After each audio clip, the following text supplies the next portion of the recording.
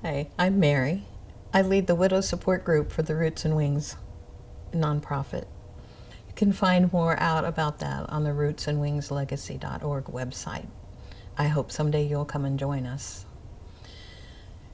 This next group of videos is really about what does it feel like to begin moving forward, to step out of the numbness and the grief and the pain and to look at what does life look like now. The big question is, how do I start to find myself again? And it is not about finding who you used to be. There's some of that. It's also about finding what parts of you did you never explore before? What kind of things interest you now? What kind of things do you have the freedom to do now that didn't fit in your life before? And it's okay to think about those things, again, without the guilt. We don't need the guilt. We need, along with the not knowing kind of where to start, it's some anticipation about where am I going? How do I live now? Think about what parts of yourself got lost in the caretaking or in the grief, about how your life changed through this whole process, about the parts of you that haven't been participating in your life recently. What are those parts? What do you need to bring back? What do you need to change? You'd be looking at a future with curiosity instead of pressure. You don't have to figure it all out today, or even this week, or even this year. I've been doing this for 11 years and I'm still figuring things out. I'm still trying new things. I'm still doing things differently. That's life. Life is change. And even though we don't like some of the changes that come along and we resist them and we hate them, life is change. And we also get to embrace the good ones. It's important to remember that you are not an afterthought. You are not an excess piece left behind. You are God's daughter. You have purpose. You have everything you need to move forward, even if it doesn't feel like it right now. You're stepping out, you're getting curious, you're experimenting. And it's good to do those things, and it's good to be happy to do those things. You can start small. You don't have to push yourself. You have to push yourself a little. You can. It's not about giving up. It's not about hiding in the corner. It's about, I'm going to go do this. I think it's going to be uncomfortable. I don't know what I'm doing. I might call a friend for support, but I'm going to step forward. Really get in touch with what parts of you are ready to reawaken, or even to awaken for the first time. What are the things that interest you? What are the things you want to try? For me, I did travel. I never traveled before. I traveled constantly for probably 2.5 years, maybe a little longer, until COVID hit. I saw places I'd never seen before, and met people that I wouldn't have met otherwise. And part of it was maybe running away from my empty house, but I didn't run away and hide. I ran away looking for what else is here to fill me up. What do I do now?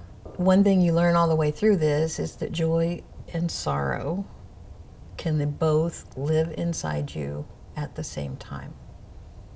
It gets really confusing when you're feeling both at the same time, and exhausting, and normal. It's just normal. One isn't better than the other. They're both just part of where you are in your life right now. So you may wonder, how do I explore new interests when I feel so uncertain? I mean, I'm used to doing things as a couple. I'm used to always having a partner. My husband and I were married for 43 years. So for 43 years, I had somebody, if I wanted to do something, if I wanted to go someplace, if I needed to make a decision, if something was wrong with the kids, there was always a partner until there wasn't. When your husband dies, your whole rhythm of life changes. Going to the grocery store is different. Deciding what to eat is different. I don't know that I've sat at my dining room table by myself and had a meal. That is just not something that appeals to me. So I have a lap desk, I have a chair, I have a book or a TV. I make meals be whatever they need to be. Or I go out, I call a friend, I make a plan. So everything you do now is different, and you'll find things that you want to share with other people, and you'll find things that it's not so impossible to do alone. I got married when I was 18, so went from living with my parents to living with my husband, having 3 daughters. 43 years later, for the first time in my life, I was living alone, and I had not a clue how to do this. And what I can tell you now is I really am enjoying my life and my space and my freedom. That's not that I don't miss my husband. It's not anything about that. It's about I've come into, this is my life, and this is good. So you begin to explore different things. Some you'll like, some you won't, some you'll hang on to, some you'll keep looking for replacements. But you stay curious and you keep exploring and you keep connecting with people. You have to have the connection. And if you don't have a lot of people in your life, then find them. Like the support group I talked about at the beginning of this video, like card clubs, like meetups. I mean, there are so many ways to connect. When I was finally ready to connect, my go-to was volunteering at a nonprofit, working with women, and it's made all the difference to have all of that connection. You don't get to skip uncertainty.